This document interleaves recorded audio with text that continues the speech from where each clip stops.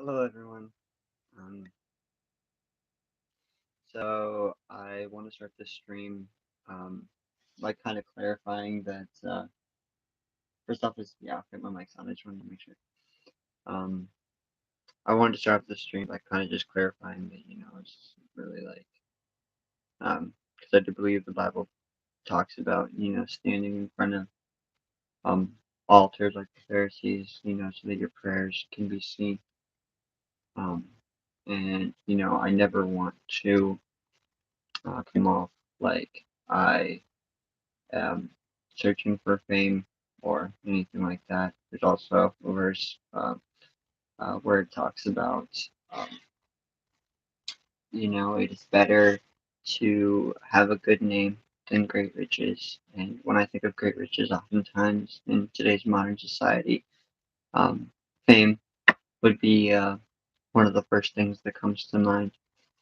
Um, so, I'm not going to start off and, pretend here that I'm perfect or anything. I've definitely made my mistakes, and um, I'm just going to, acknowledge that. Just to quickly start here, I just, I really appreciate all of you to get to begin with, and I just want to get started. So, thank you guys. My Bible is currently in my car, and I could go upstairs, but to my car, grab it, and all that. But most of the other people in this house are sleeping, so I'm going to relax. And I don't plan on this being a long stream. That was never the plan, but um, I find this particularly important. I really looked at this and I was like, dude, like I fall so far off the mark. Like I'm not even close.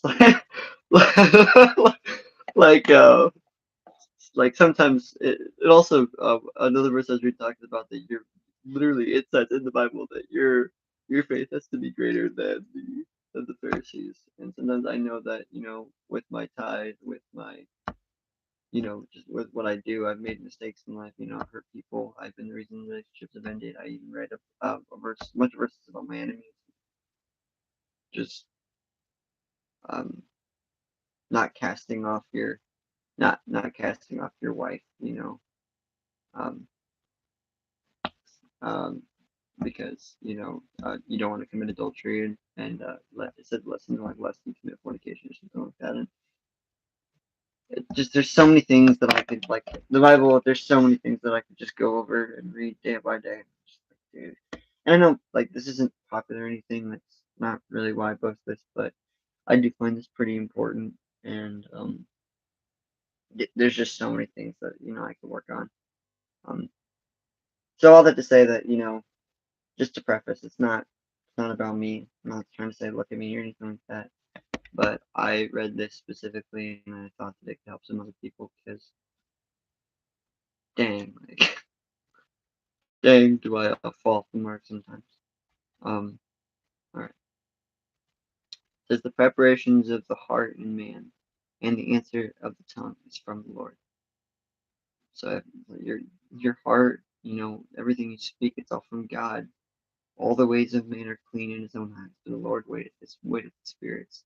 So that makes me think right there, like, hey, like literally,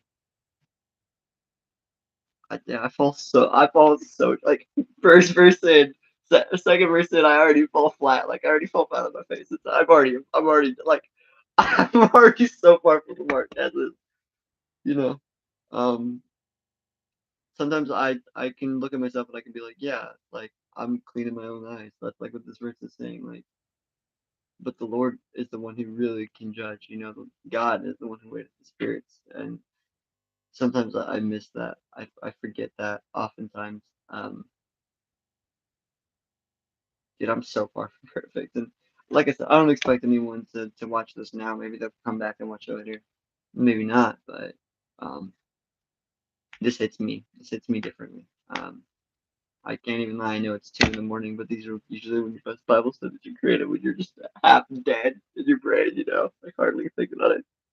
got school in the morning, and I'm over here like, just this is what I'm thinking about. Like, uh, so commit thy works unto the Lord, and thy thoughts shall be established.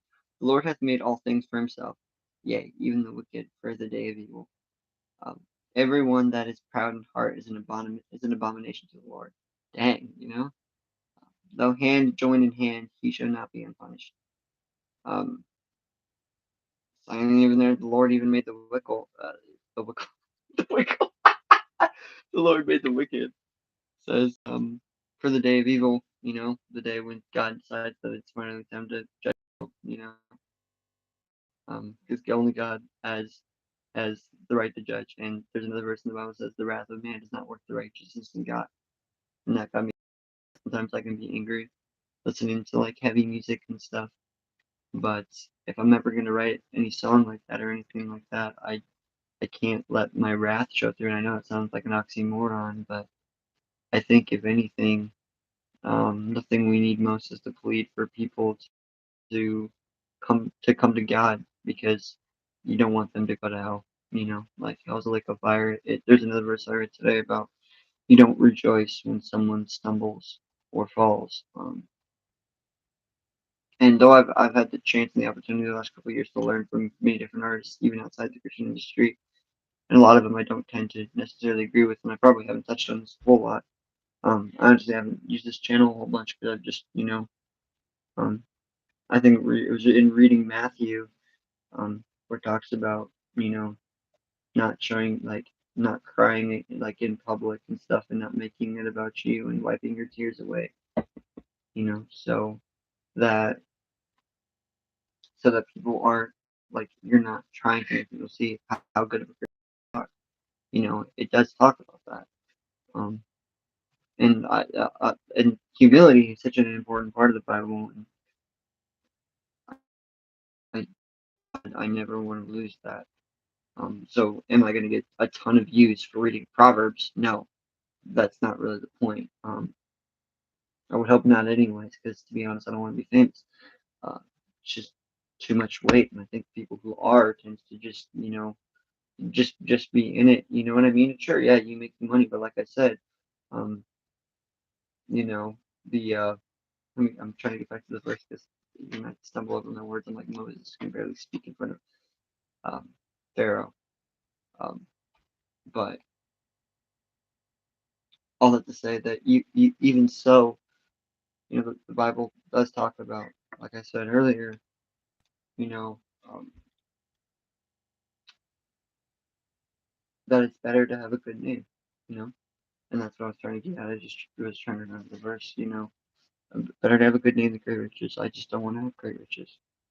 It's not really where I see my life going, and I know that I've failed anyways, and I tend to have a pretty, rough background. So, um, but I'm growing as a person, and I know it doesn't seem like it sometimes, but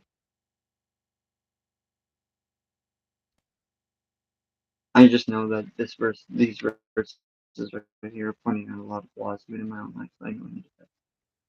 So, like I said, came to read this to you guys because maybe you guys need this too, because I certainly do. And if you want to read it for yourself, Proverbs 16.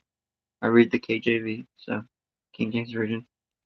Um, little old talk, but I think that it really means what it says, and it's kind of why I read it. There's no beating around the bush. It's just really straight to the point. Um, so, and sometimes it just tells me the thing that I least want to hear, and sometimes the thing that I least want to hear is the thing that I need the most. So, um,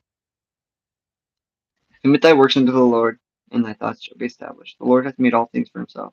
Like we read, yea, even the wicked for the day of evil. Everyone that is proud in heart is an abomination to the Lord. Just dang.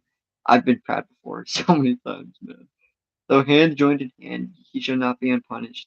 By mercy, truth, and iniquity is purged, and by the fear of the Lord men depart from evil. By the fear of the Lord.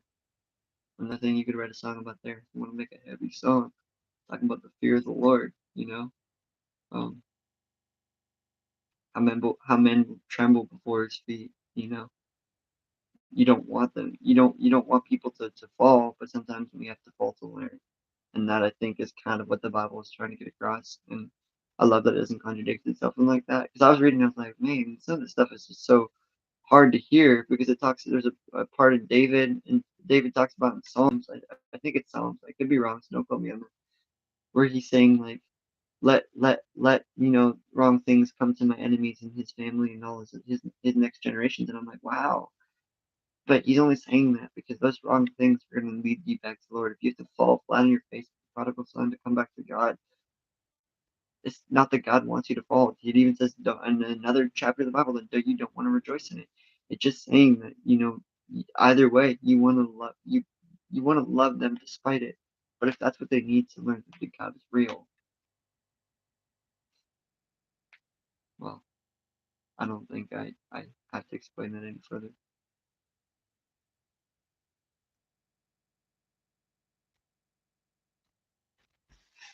By mercy and truth iniquity is purged, and by the fear of the Lord men depart from evil. When a man's ways please the Lord, he maketh even his enemies be at peace. This is verse 7 is what we have as the thumbnail, and it's kind of why I made this video. Because even your enemies are at peace with you when you follow the Lord. And I think that's powerful.